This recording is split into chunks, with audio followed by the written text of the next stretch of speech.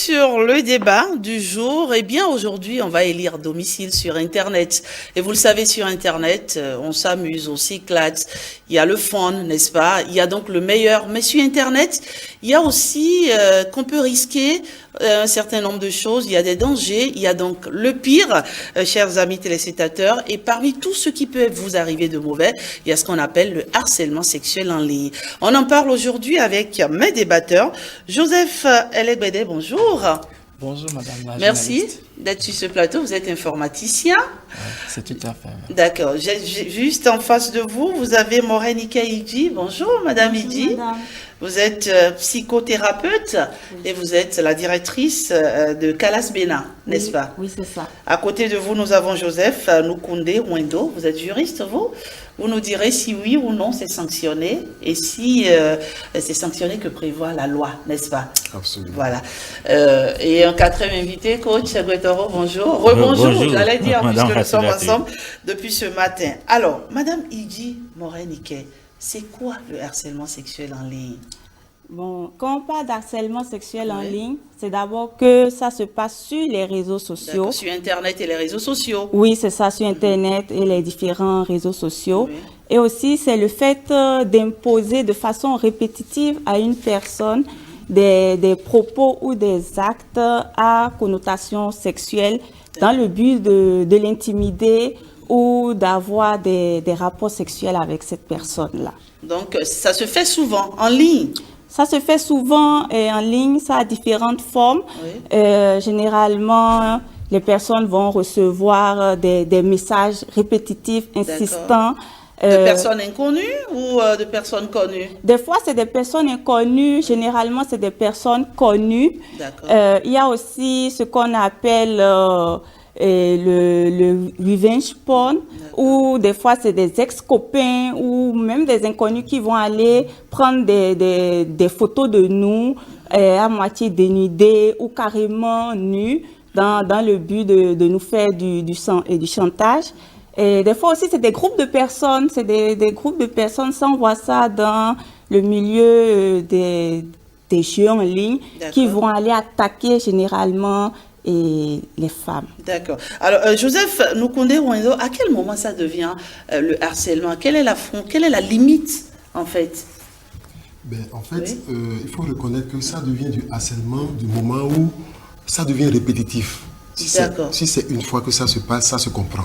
Mais lorsque la personne insiste, et même des fois s'énerve, là, on peut parler de harcèlement. D'accord. Puisqu'on parle d'un sujet concret, on va y aller, on va donner un exemple de harcèlement sexuel, par exemple. Oui. Enfin, supposons que Bintou essaie de créer un compte sur Facebook. Oui. Et parmi ces, en fait, tout le monde sait que lorsqu'on a un profil ou bien on a un compte, on se fait inviter. Alors, elle s'est fait inviter ou bien carrément, elle s'est fait taguer dans une publication, oui. d'accord, et la personne a commencé à lui écrire en inbox. Non, inbox et non en inbox. Oui. Inbox, déjà ça commence par coucou. Après, il y en a beaucoup, hein, ouais. On reçoit beaucoup de coucou. Absolument. Ça va bébé, ou bien voilà, tous les thèmes qu'on connaît. Oui. Et après, la personne commence à envoyer des messages, écoute, tu me plais, écoute, qu'est-ce qu'on fait, est-ce qu'on pourrait se voir, tout ça. Et ça devient, en fait, presque toute la journée, la même personne t'écrit près de 5 fois, 10 fois, alors que tu ne la connais même pas. Donc c'est déjà le harcèlement sexuel, ça. Ça commence déjà comme ça. D'accord. Ça commence déjà comme ça, puisque même si tu ne réponds pas, le fait que la personne ait insisté, soit là à te persuader, soit là à vouloir à ce que tu lui répondes forcément, c'est vers du harcèlement sexuel. Très bien. Alors, Joseph Elegbede, il faut dire que nous, dans le métier qui est le nôtre, il nous arrive, hein, parce qu'en parlant de ça, je me souviens d'une histoire contée par une collègue qui reçoit tous les jours des messages d'un téléspectateur. À chaque fois qu'elle est à l'antenne, c'est des bébés, je t'aime, tu es bien habillé, tu me plais et tout. Est-ce qu'à partir de ce moment, elle peut dire, je suis harcelée sexuellement? Oui, tout à fait, madame. Tout à fait, madame. Et lorsque on se retrouve dans ce contexte-là, Et heureusement, les réseaux sociaux aujourd'hui sont à un niveau quand même très évolué. Il y a des dispositions déjà prises. On peut bloquer? Oui, on peut bloquer. D'accord. On peut signaler. On peut même signaler le contenu. Parce qu'aujourd'hui, il suffit d'aller sur le profil de l'intéressé. Une fois sur son profil, il y a au niveau à droite comme ça, vous avez 3 points. D'accord? Vous cliquez sur ça, vous avez l'option bloquer ou signaler. Bon, voilà. Oui. Bon. Alors, coach Betoro? Oui, vous savez, c'est des trucs qui arrivent. Moi, sur Internet, il m'est arrivé, j'ai connu ça. Au départ, on vous dit coucou, on répond naturellement. Après, on vous invite à entrer dans des groupes un peu pornographiques sur WhatsApp, si vous voulez. On ne dit rien. Et après, qu'est-ce que je constate? La personne m'envoie un message pour me dire qu'elle a une vidéo de moi en action sexuelle. Moi, ça m'a fait rire. Vous savez ce que je lui ai dit? J'ai dit de publier ça partout. C'est ça qui m'a sauvé. Et comme je l'ai dit de publier partout, parce que moi, je sais qu'on ne peut pas en trouver, j'ai cette certitude avec grand C. Ça a coupé, la personne m'a plus répondu. J'ai connu ça plusieurs fois où on m'a dit non, qu'on a des vidéos de moi en ébat. J'ai dit, ah bon, il faut publier partout. Parce que moi, je sais que ce n'est pas possible, ce n'est pas envisageable. Ce ne serait pas moi, ça peut être une autre personne. Donc, on vous envoie des messages d'abord simples, on voit comment vous allez réagir. On vous dit de rentrer, parfois moi je ne dis. Mais quand on dit bonjour, coucou, je réponds toujours parce que on ne connaît pas qui c'est. Comme nous sommes sur les réseaux sociaux pour nos prestations, donc on répond. Mais après, on veut vous intimider psychologiquement, on dit on a telle image de vous, telle vidéo de vous. Si vous êtes sûr de vous-même, il n'y a pas de problème. Vous n'aurez même pas de problème. Moi, je leur dis de publier ça partout. Partout où besoin sera, parce que je sais que ce n'est pas possible. C'est ça qui m'a peut-être sauvé. Si je doutais un peu, le ministère va s'amplifier et puis bon, moi je n'ai pas douté de moi une seule seconde, ça m'a sauvé. Mais j'en suis sûr que ça arrive à d'autres personnes qui parfois ont des doutes parce que bon, vous ne savez pas, parfois peut-être quelqu'un a pris votre image et vous avez peur. Là, c'est ça qui fait que vous devenez proie facile. Mais si vous êtes sûr de vous-même, je pense qu'il serait difficile aux gens. Ils vont commencer par vous harceler, mais ils seront obligés d'arrêter parce que vous n'avez pas donné suite favorable en cela. Ce n'est pas en disant oui, mais c'est votre manière de répondre, de douter de vous qui va renforcer l'autre dans ce qu'il fait. Très bien. Madame Iti, Moret-Nickel, la réalité c'est qu'aujourd'hui ça prend de l'ampleur. Oui. Ça prend de l'ampleur. Comment on peut comprendre ça? Ça prend de l'ampleur, notamment chez les jeunes qui sont toujours sur Internet. Et Internet a quelque chose de formidable, c'est que ça nous laisse croire que la personne est proche de nous, que c'est notre ami. Et donc, c'est plus facile de lui écrire et de commencer par faire du harcèlement. Et chez les jeunes aussi, qu'on reçoit beaucoup au CALAS, c'est que ça ne veut plus rien dire envoyer des vidéos ou des photos de soi ou même demander à une personne de lui envoyer des photos ou vidéos pour commencer même déjà la discussion. Oui, c'est comme devenu un bonjour pour eux. D'accord, très bien. Et donc, ce harcèlement-là, comment vous recevez beaucoup de gens? Il y en a beaucoup qui viennent vers vous? Oui, il y en a beaucoup. Parce qu'il faut dire que l'association dont vous êtes la présidente est spécialisée dans fait de ce combat, on va dire, une priorité, n'est-ce pas? Oui, il y en a beaucoup, beaucoup de jeunes filles, malheureusement, qui sont au secondaire. Donc, les jeunes, elles sont beaucoup à nous contacter. Il y a aussi des femmes qui travaillent, des femmes mariées généralement. C'est des anciens copains qui reviennent ou bien c'est même des menaces et des fois elles cèdent. D'anciens copains, d'ex? Oui, qui reviennent pour faire du chantage. Oui. D'accord. Mais qu'est-ce qui cause ça? Qu'est-ce qui est à l'origine de ce harcèlement sexuel-là? Ou bien, je ne sais pas, je veux comprendre en fait. Bon, ce qui est à l'origine, il faut dire aussi que avant que ça ne soit en ligne, c'était déjà dans nos milieux professionnels, donc partout. Donc ça s'est reporté en ligne. Et il faut aussi se dire que comment on conçoit la femme, parce que c'est souvent les femmes qui sont victimes de ce harcèlement, même si les hommes aussi en sont victimes. Et c'est aussi un moyen de domination. On veut dominer la personne. Oui. D'accord. Alors donc, Joseph Noukoundé, est-ce que c'est dû au fait aussi que souvent les femmes que nous sommes, nous aimons bien afficher des photos sexy de nous, on aime bien mettre des photos assez provocantes. Est-ce que ça peut être aussi la cause du harcèlement sexuel? En réalité, oui, il faut reconnaître que dans la société où nous sommes, compte tenu de notre culture et de nos traditions, on voudra toujours que la femme soit en dessous de l'homme.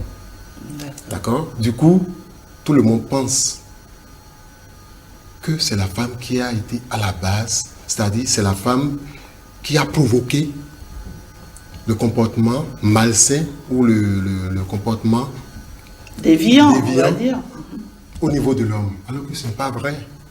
Ce n'est pas vrai. Chacun avait son éducation. Est-ce à dire que une blanche qui s'habille bizarrement, lorsqu'on la voit, on voudra commencer à la harceler? Non. Donc, si on doit bien réfléchir, c'est une affaire d'éducation. D'accord. Ce n'est pas la dame qui s'est habillée, sexy, tout ça, là, qui a provoqué, non. Quelque part, le harceleur, forcément, il y a un problème d'éducation à son niveau. D'accord. Voilà. Mais le fait aussi de se dénuder sur les réseaux sociaux, ça facilite ça aussi, non? Parce que je me dis, coach Betoro, je me dis, une belle femme, surtout aujourd'hui, franchement, moi je vois des images, je sais que madame me dit, vous n'êtes pas d'accord avec moi, mais sérieusement, je me dis qu'il y a des images que moi je vois sur les réseaux sociaux, je me dis, ben écoutez, ça c'est quelle est cette façon de s'exposer? Parce que vous le vouliez ou pas, forcément, vous allez plaire à des gens qui peut-être n'ont pas la possibilité, n'est-ce pas, de vous approcher, mais vont passer par des moyens pas du tout catholiques pour vous harceler. Oui, vous savez, les jeunes doivent être éduqués à l'utilisation des réseaux sociaux. La majorité, pour ne pas dire tous les jeunes. On doit trouver des moyens pour les former. Parce qu'il faut faire attention à ce qu'on met sur les réseaux sociaux. Parfois, ça crée une prédisposition. Ce n'est pas une raison, mais parfois, on voit une légèreté, une fille en griffe facile, et il y en a qui pervers, qui profitent de cela. Donc les jeunes doivent savoir ce qu'ils mettent sur les réseaux sociaux, ce qu'ils disent sur les réseaux sociaux, pour ne pas susciter chez l'autre. C'est vrai, on parle d'une femme. La femme, naturellement, suscite quand même... j'ai l'habitude de dire que la femme est la beauté de Dieu. Et vous imaginez la beauté de Dieu dans sa plénitude, tout ça, il faut faire beaucoup attention. Mais ce n'est pas une raison. C'est pourquoi je dis, il faut éduquer les uns et les autres à l'utilisation des réseaux sociaux. L'éducation, c'est très important. Mais il faut aussi que ce que nous mettons, parce qu'il y a des gens, vous savez, vous ne connaissez pas la personne, vous avez commencé par parler, discuter, échanger, rapidement vous envoyez des images et on vous demande d'envoyer des photos, vous êtes nus, vous ne connaissez pas la personne. Mais je ne comprends pas, excusez-moi beaucoup, cette génération qui a une facilité à tout donner d'elle-même, de lui-même. Ça pose un problème. À peine un monsieur, on se voit à peine une semaine. Une certaine connexion, il vous demande d'un nu et vous envoyez. Rapidement, on envoie. Il faut faire beaucoup attention parce que demain, on ne sait pas qui est derrière. Qu'est-ce que la personne veut de nous? Il y a des gens qui vivent de cela. Après, ils vont vous harceler, ils vont demander même de donner des rançons. Parce qu'il y en a qui veulent ça. Il y en a qui arrivent à le faire parce que vraiment, ils ont d'autres problèmes d'affection. Ça, c'est autre chose. Mais il y en a qui vous harcèlent parce qu'ils veulent des rançons. Donc, je voudrais vraiment que les jeunes soient beaucoup plus éduqués, sensibilisés à l'utilisation de ces réseaux sociaux dans les écoles. Qu'on fasse cela pour leur montrer qu'il faut faire beaucoup attention. Parce que derrière les réseaux sociaux, on ne sait pas toujours qui est là. On peut mettre Fulgence à Ouagadougou et c'est une autre personne. Vous ne pouvez pas. Parce que ça facilite, ça crée le contact. Alors que quelqu'un qui vous voit, qui ne vous connaît pas, il est facile d'utiliser pour lui les réseaux sociaux pour vous atteindre. Donc il faut faire beaucoup attention.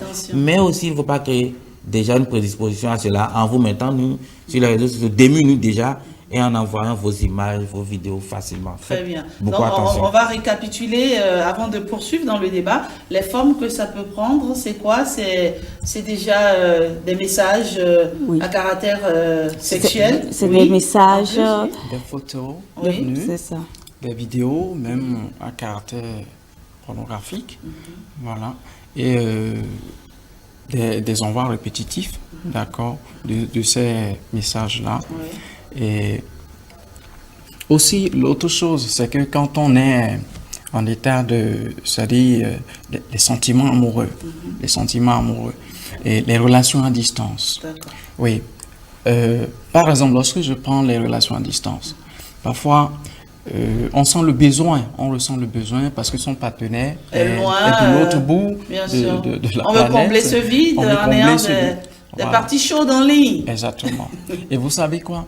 Les relations, ce n'est pas toujours à perpétuité. Bien sûr. Donc, Ça peut mal se terminer. ça peut mal se L'autre terminer. peut vouloir Exactement. utiliser ces images Exactement. pour vous faire du mal. Exactement. Et voilà un peu comment ça se passe. Voilà. Et donc, ça tourne au chantage et puis bon, c'est parti, quoi. Alors, Madame Igui, que faire quand on est victime de harcèlement sexuel? Quand on est victime de harcèlement sexuel, le plus important, c'est de ne pas s'isoler parce que généralement, les personnes victimes vont s'isoler, vont se déconnecter des réseaux sociaux ou des fois, ils vont céder au chantage. Donc, la première chose, c'est d'en parler. Si on est une adolescente, un adolescent, en parler à ses parents. Venir aussi peut-être nous voir, nous au CALAS, ou même parler à une psychologue parce que ça a des répercussions sur le mental énorme. On peut aussi en parler à la police, surtout en parler à la police puis à ses parents. D'accord. C'est important de l'évoquer avec une personne adulte, n'est-ce pas, pour qu'on puisse vous dire quelle est la bonne attitude à adopter. Alors, que dit la loi? Monsieur Joseph Kondo, que dit la loi au sujet du harcèlement sexuel? Déjà, il faut reconnaître que si on prend la situation de l'ancien temps, la femme n'était pas protégée. Il a fallu le code des personnes et de la famille pour que la femme retrouve quand même sa dignité. Et tout récemment, il y a la loi 2021-11 du 20 décembre 2021 qui a quand même permis aux législateurs de pouvoir renforcer la situation de la femme, la protection de la femme, en instituant plus ou moins quelques articles, tels que les articles 548 nouveaux du Code de procédure pénale qui instituent à part entière le harcèlement sexuel. Alors, à part l'article 548 nouveau du Code de procédure pénale, nous avons aussi l'article 549 du Code de procédure pénale, 549 nouveau, qui dit toute forme de harcèlement, d'accord, est une infraction.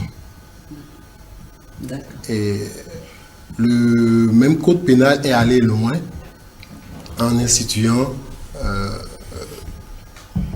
au niveau des acteurs, d'accord, des acteurs de cet acte, des amendes, non seulement des amendes, mais aussi des peines d'emprisonnement. D'accord. Donc aujourd'hui, si on est auteur, si on est déclaré coupable de harcèlement sexuel, on peut être emprisonné, on peut aller en prison. Les peines vont de... Les peines, d'abord, ça dépend de qui a commis l'infraction. Partons d'abord du fait que ce soit une simple personne, c'est-à-dire quelqu'un que je connais sur les réseaux sociaux qui commence à me harceler.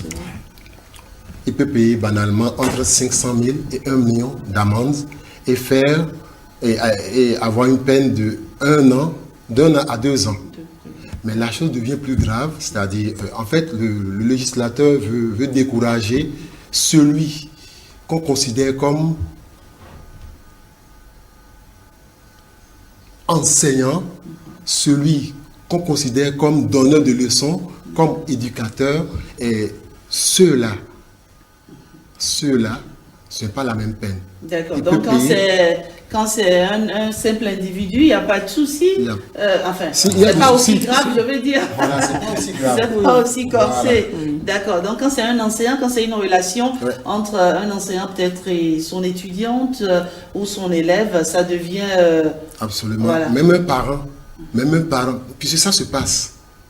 Un parent qui harcèle Absolument. D'accord. Un cousin, Oui. un oncle peut Surtout peut que harceler. les cousins disent que les cousins Les sont sont faits, faits. les cousines sont faites pour les Voilà. cousins.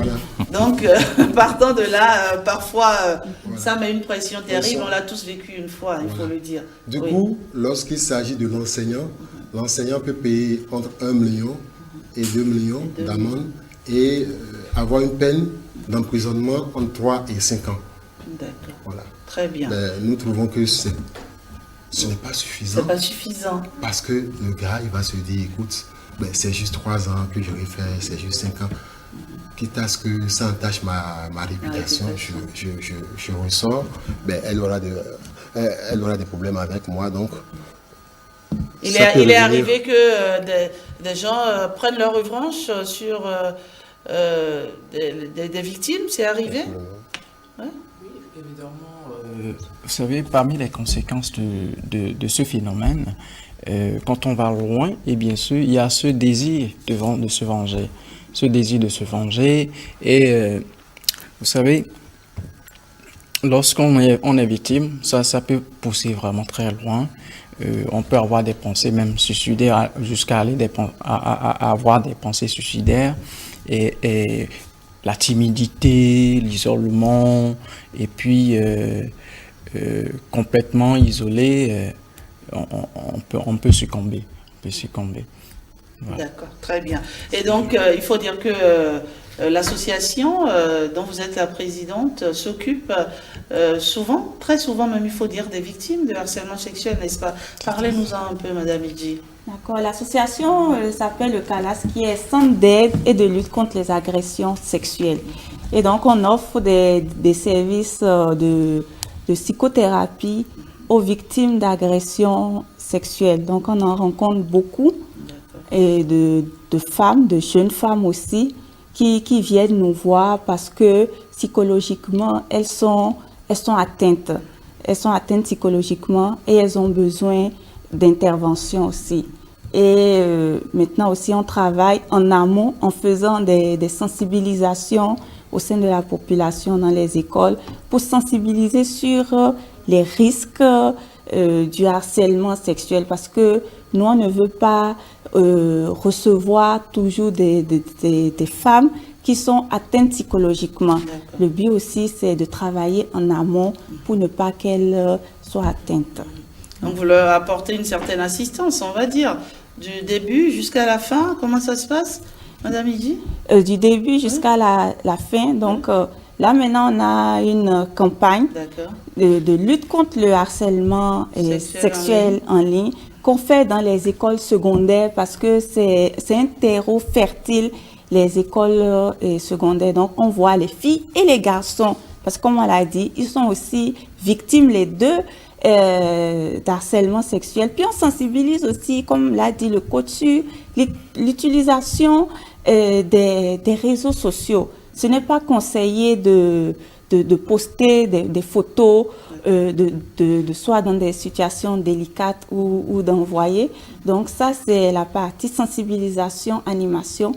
Et quand on les reçoit aussi pour notre suivi psychologique, généralement ça dure 12 semaines où on va travailler avec la femme les conséquences des agressions sexuelles. Donc on offre cette assistance-là et on l'accompagne aussi si elle a besoin de services juridiques, et aussi la famille, parce que la famille aussi et les proches sont aussi atteints.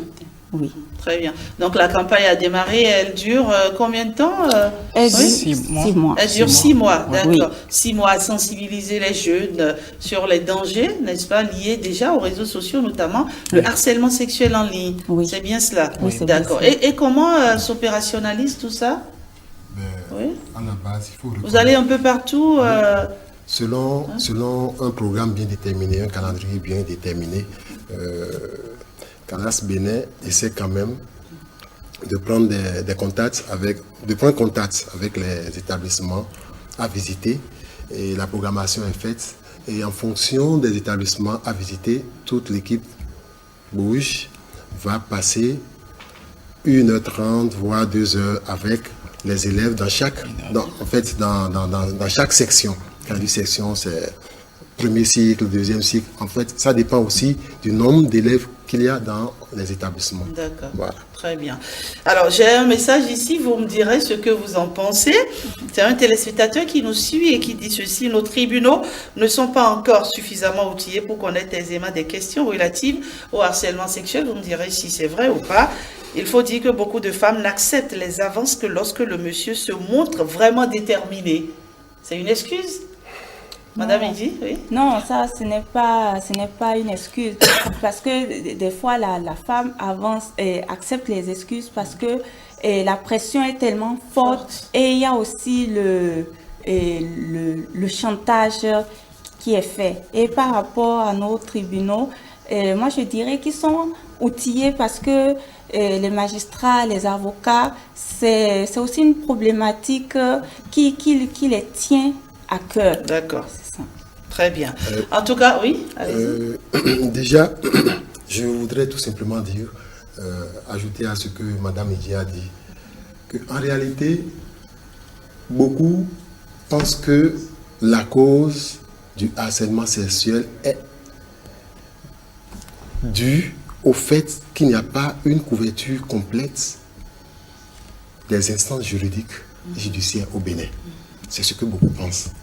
Alors, si ça continue, c'est parce que par endroit, il n'y a pas couverture. Mais le législateur a quand même fait de son mieux en renforçant la protection de la femme.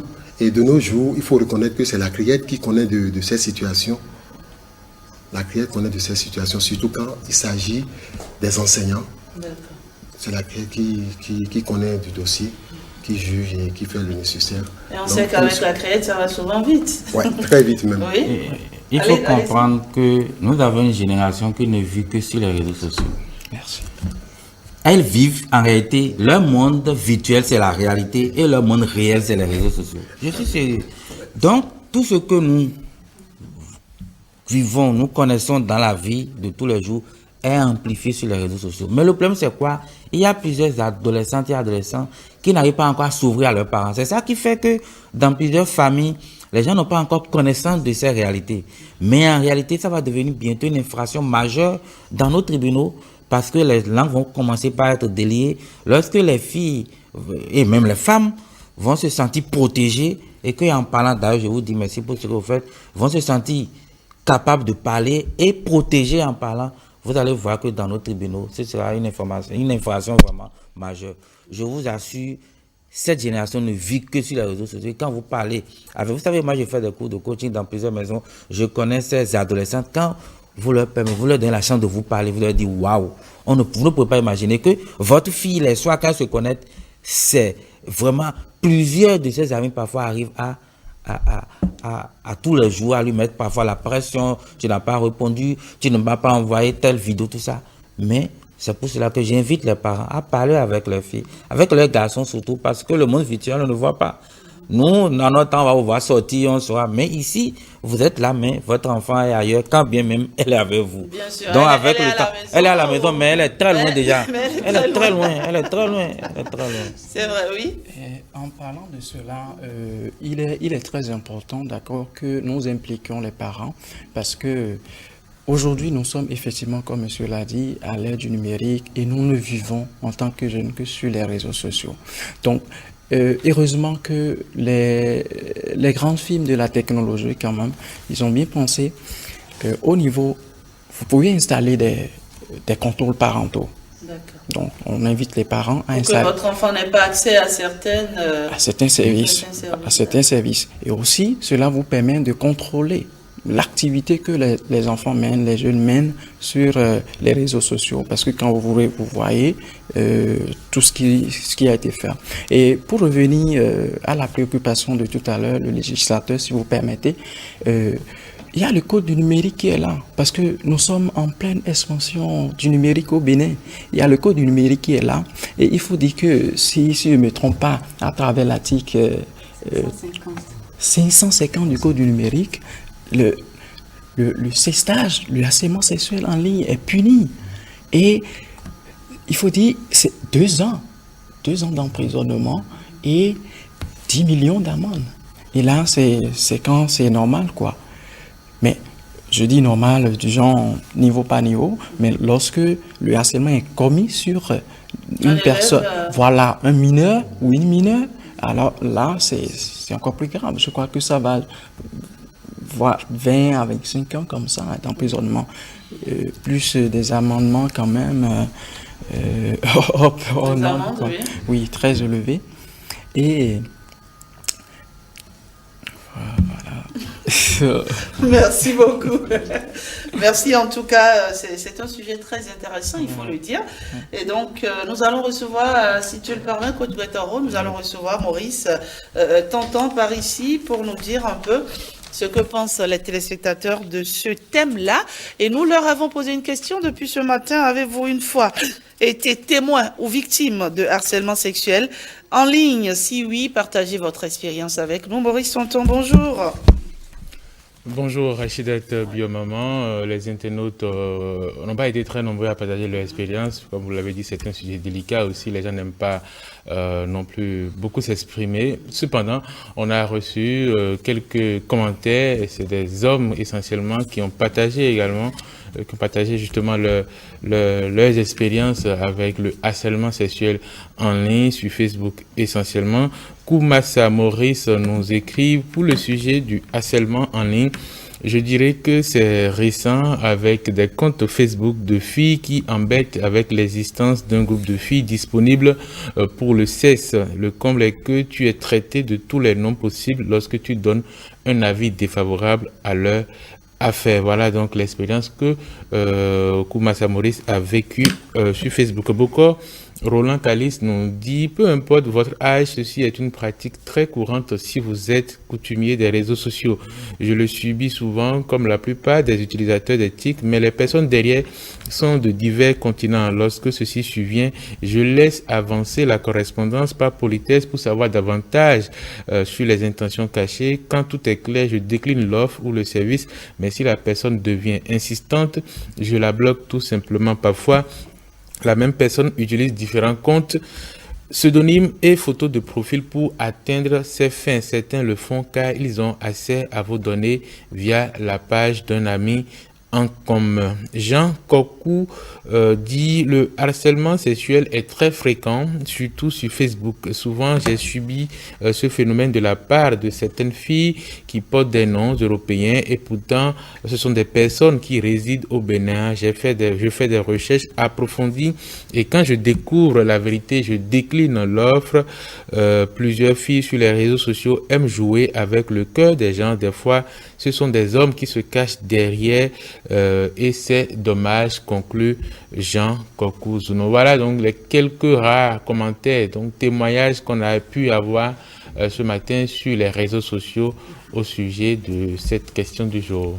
Merci à vous, Maurice. Tonton, le harcèlement sexuel en ligne, c'est une réalité, Madame Idi, et vous avez fait de ce combat-là une priorité au sein de votre association CALAS. Vous soutenez les victimes de harcèlement sexuel. En tout cas, déjà, merci pour ce que vous faites. Et actuellement, vous menez une campagne, n'est-ce pas, pour sensibiliser, une campagne qui va vous amener un peu partout dans le Bénin, n'est-ce pas? Non, la campagne se tient tout d'abord à Cotonou, et à Calavi aussi, dans toutes les écoles de Cotonou. Et de la commune de Calavi, on tient à préciser, de la commune de... À quand le Nord, à quand le Tour du Nord? Mais bientôt. Oui. D'accord, très bien. Merci à vous, en tout cas, merci d'être venu parler de ce sujet très intéressant. À votre mot de la fin, rapidement. Nous voudrions tout simplement dire aux parents de toujours contrôler, malgré les contournements qu'ils auraient installés ou bien qu'ils auront installés sur les devices ou les portables ou tablettes de leurs enfants. C'est très important. Et aussi, à ces personnes qui sont victimes, de ne pas se recoqueviller, de ne pas s'enfermer. Parce que s'enfermer, c'est subir le pire. Il ne faut pas garder le silence, en fait. Voilà, le mieux, c'est d'en parler aux gens qui sont autour d'eux. Autour de vous. C'est de bloquer la personne si possible. C'est de ne pas répondre. Surtout, ne pas répondre parce que répondre reviendrait à amplifier le débat. Et lorsqu'ils font ça, ça ne marche pas.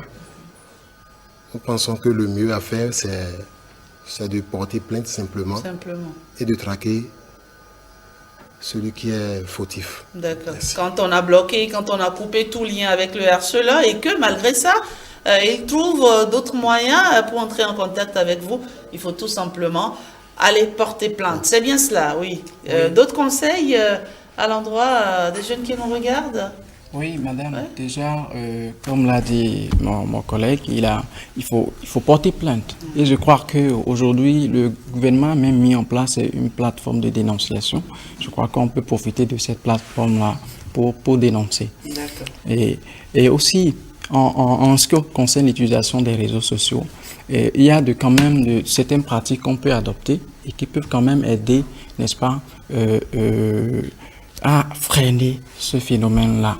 Déjà, lorsque vous êtes sur les réseaux sociaux, vous pouvez créer un pseudonyme. N'utilisez pas votre nom tout complet. Et aussi, il y a la gestion de la confidentialité. Vous pouvez restreindre, d'accord, votre profil ou vos statuts à des personnes qui ont uniquement vos contacts. D'accord, donc en quelque sorte privé, en mode privé, en quelque sorte. Voilà. Et aussi, nous, à Calas Bénin, nous menons ce combat-là. Et nous avons l'Agence française de développement qui nous soutient donc, sur ce projet, et Equiporc et puis Féministes en Action.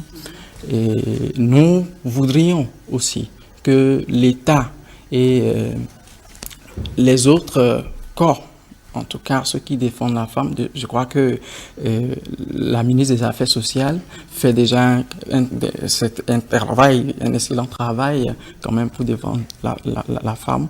Et il y a aussi l'Institut. L'Institut de la femme aussi. Et nous, jeunes, je crois que ce combat-là nous revient, puisque notre vie, ça se mène sur les réseaux sociaux. Ça là, nous ne pouvons pas nier cela. Donc, nous souhaitons vraiment que le gouvernement aussi vienne à notre secours. Actuellement, nous sommes à nos débuts et nous avons besoin vraiment des gens pour nous soutenir. Aujourd'hui, nous n'avons qu'une page Facebook à travers nos diffusions. Très bien. Donc, vous voyez, c'est très vulgaire. Merci Joseph Elegbede. Madame Iji, c'est une nouvelle association qui, en tout cas, œuvre pour qu'on puisse mettre fin au harcèlement sexuel en ligne. C'est possible. C'est pas impossible. C'est possible. C'est possible. Et j'aimerais passer par votre antenne pour dire aux jeunes de nous aider. C'est eux qui peuvent nous aider de dire non à l'harcèlement sexuel et à l'harcèlement sexuel en ligne, parce que nos mamans sont déjà prêtes. Donc, c'est à eux aussi de relever le flambeau. Si nos mamans sont prêtes, ce n'est pas à nous, la jeunesse, de les laisser tomber. Donc, je les exhorte à dire avec nous non à l'harcèlement sexuel. Voilà. Stop au harcèlement sexuel en ligne. Il ne tient qu'à vous, en tout cas, de mettre en œuvre tous les conseils qu'on a donnés ici sur ce plateau. On ne parle pas des inconnus, c'est important aussi. Hein? On ne parle pas des inconnus, on n'envoie pas des nudes à des inconnus.